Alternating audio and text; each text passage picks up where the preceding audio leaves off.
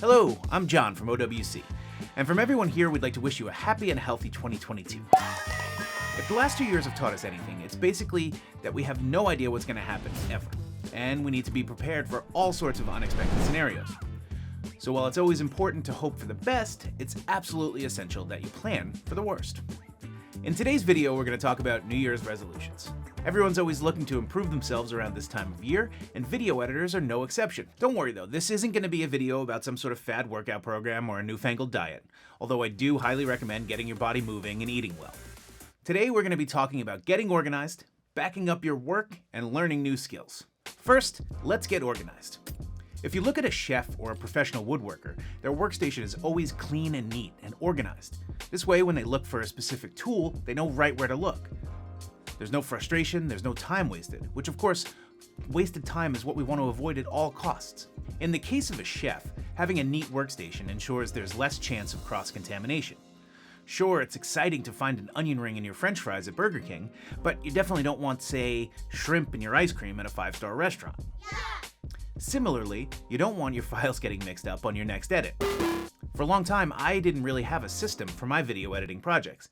I kind of just threw everything in a folder, so sometimes there were folders, sometimes there were subfolders, sometimes there weren't. Sometimes there were screenshots with file names that meant absolutely nothing. There were sound effects on the desktop while the project was on an external drive. Basically, it was an absolute mess.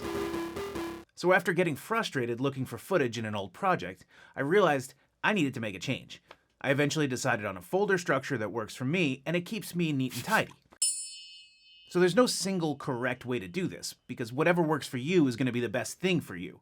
But consistency is key here, and hopefully this structure can be a starting point for you. So let's take a look at my file structure. It's comprised of a main folder organized by date in the year, month, day format, which makes things really easily searchable, and then there are 9 subfolders, some of which I don't use on every project, but like the old saying, I'd rather have them and not need them than need them and not have them. So within that main folder, I have a project file folder, a footage folder, which is broken up into A-roll and B-roll, then an audio folder broken out into sync, which is audio that was recorded separately from the camera but needs to be synced, and then VO, which will be audio recorded separately with no matching camera footage. There's an image folder, which is going to hold any stills, logo, or branding that I may need for the project. A music folder, which you guessed it, contains music. Then there's SFX, which is short for sound effects. We have an exports folder, which is going to hold all my versions for review and posting, which I highly recommend you just do version numbers V1, V2, V3, because final V21 finished with color, no logo is like not an efficient way to label things. Finally, there are thumbnail and script folders, which are pretty self-explanatory. Before I start a new editing project, I make a duplicate of this entire folder structure in order to leave the template untouched. I then start to ingest footage and audio, and I'm off to the races. Any new files I add to my project along the way go into their proper folders first, and then I import them back into the project. This whole structure then transfers seamlessly into the Adobe Premiere Pro workspace, which is where I do the bulk of my editing.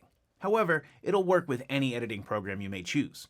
This organization has greatly increased my productivity. It's lessened the number of mistakes I make, and overall, it's just created a more harmonious work environment, which in turn makes me more excited about the work at hand. So after I finish and deliver a project, I move the entire folder into another folder called Archived Projects. There, I can easily dig through all my archived projects, find old footage, and even open up the project file, make some changes, and re-export if I need to.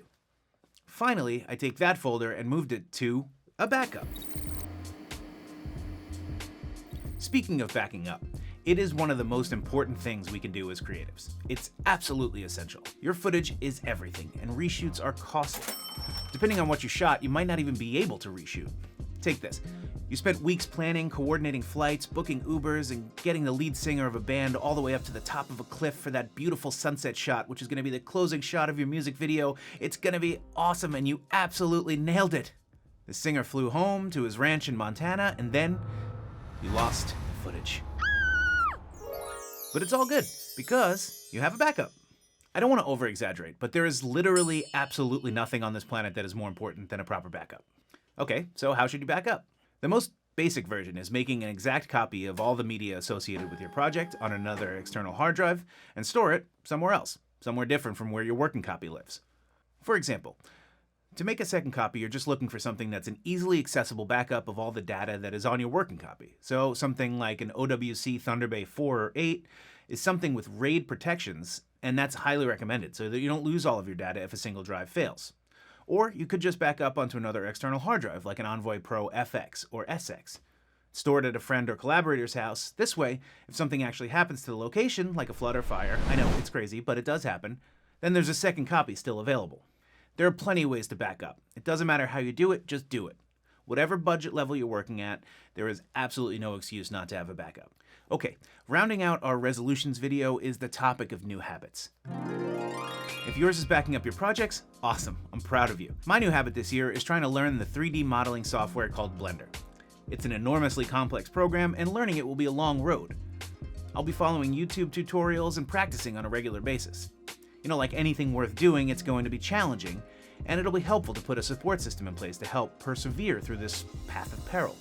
I think one of the best ways to learn a new skill is to have an accountability partner.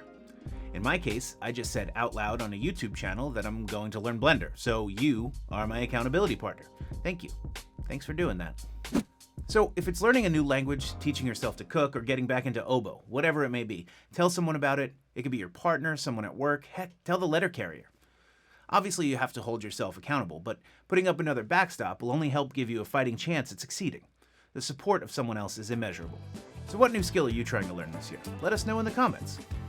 From everyone here at OWC, Happy New Year, and thanks for watching. If you liked this video and found it helpful, be sure to hit the like button. And if you'd like to see more content like this in the future, go ahead and hit subscribe. We'll see you next time.